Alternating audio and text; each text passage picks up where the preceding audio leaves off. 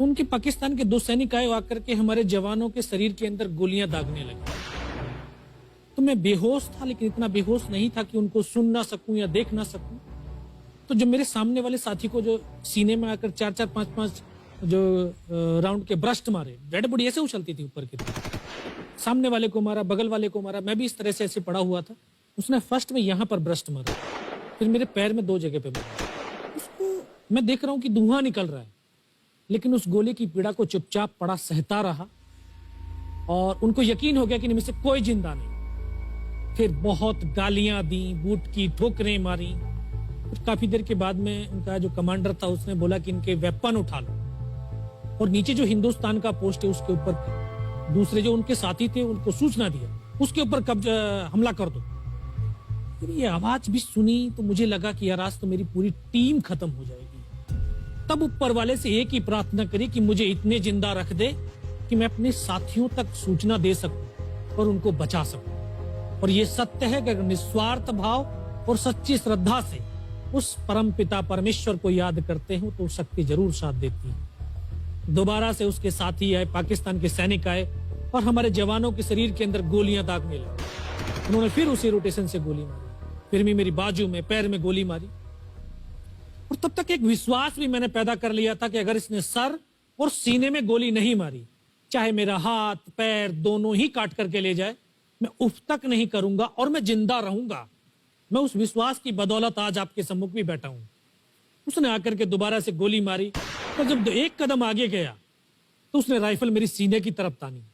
तब मुझे लगा यार अब नहीं बचूंगा। लेकिन कहते हैं कि जाको राखे साइयां मार सके ना कोई। और ये इस देश को हम भारत माँ बोलते हैं। जब तो बच्चे थे एहसास नहीं था, आज पता चलता है इसको माँ क्यों बोलते हैं, क्योंकि ये भारत माँ जैसा दायित्व और कर्तव्य का निर्वाह भी करती है। ये अपने बेटों की वीरता, शौर्य और पराक्रम को कभी दफन नहीं होने देती है। वाह क्या बात। तो शायद इस माँ भारती ने मुझे चुना होगा कि उसके बेटों ने जो शौर्य, वीरता और पराक्रम दिखाया उसको दुनिया तक पहुंचा सकूं। जब उसने गोली चलाई तो यहाँ पर पर्स में 5-5 रुपए के कुछ सिक्के भी थे। जब गोली जाकर के सिक्कों पे टकराई तो मुझे भी आभास हुआ कि तो मर गया हूं। पाकिस्तान का दूसरा सैनिक आया, उसने आकर के मेरा AK-47 उठाया और वापस मुड़ा तो उसका पैर मेरे पैर से टकराया हो। तब मुझे लगा कि यार मैं तो जिंदा हूं। तब मेरे पास एक हैंड ग्रेनेड था, मैंने उसको पिन निकाली और उसके ऊपर ऐसे फेंका तो कोट के अंदर हुड लगे हुए, हुड के अंदर वो गिरा जी। उसने तुरंत पीछे की तरफ मुड़कर देखा, पीछे तो कोई मूवमेंट था नहीं। तो जब तक वो ग्रेनेड को निकाल पाता ग्रेनेड फट गया। यहाँ से उसका पूरा सर उड़ा और वो हमारे ऊपर आकर के गिरा। जो पाकिस्तान के दूसरे सैनिक थे उनमें खलबली मची कि इनमें से कोई जिंदा है, कुछ बोले जिंदा नहीं, नीचे से रिइंफोर्समेंट आ गई। तो उनमें खलबली मची। मेरा पास वही एक मौका था, मैंने दोनों हाथों से उसकी राइफल को उठाने की कोशिश करी, ये हाथ हिला नहीं।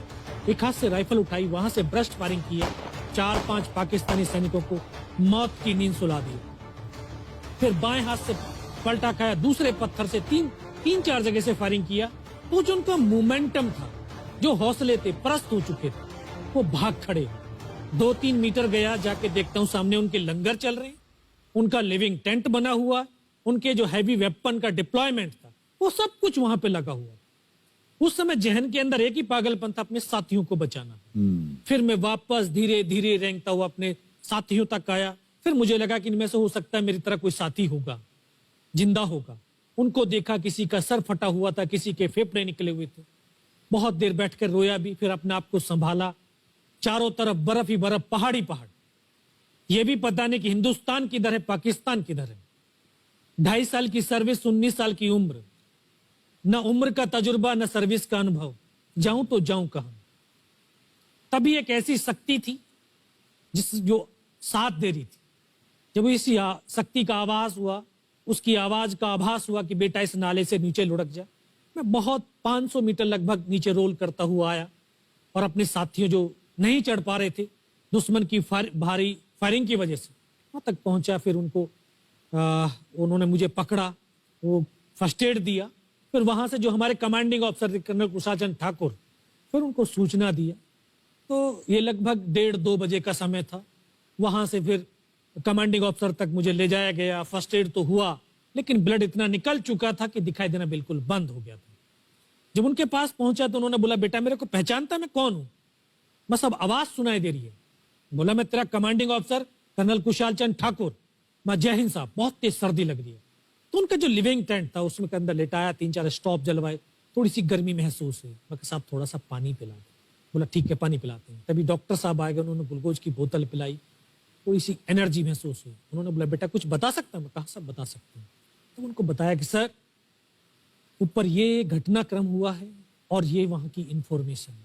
तो लास्ट में उन्होंने बोला कि बेटा जवान की रिक्वायरमेंट क्या है? मैं कहा, साहब जवान की रिक्वायरमेंट एम्युनिशन और फील्ड पट्टी की है। बोला, खाने के लिए नहीं चाहिए? सर भूख नहीं लगती। बस इतना कहते कहते तभी डॉक्टर ने कौन सा इंजेक्शन लगाया, फिर मुझे पता नहीं कहां पर हूं। फिर होश आया 3 दिन बाद, देखा ऊपर पंखा चल रहा है। पता चला कि 92 बेस हॉस्पिटल श्रीनगर, और वहीं से मुझे बेस हॉस्पिटल दिल्ली रेफर कर दिया और 16 महीने तक उस हॉस्पिटल में मैं रहा। 16 महीने तक आपका इलाज चलता रहा? जी। और वहीं पर हॉस्पिटल में ही मुझे पता चला कि 15 अगस्त 1999 को जब ये परमवीर चक्र का जो अनाउंसमेंट हुआ, तो वो वहां पर ही मुझे पता चला। या सर।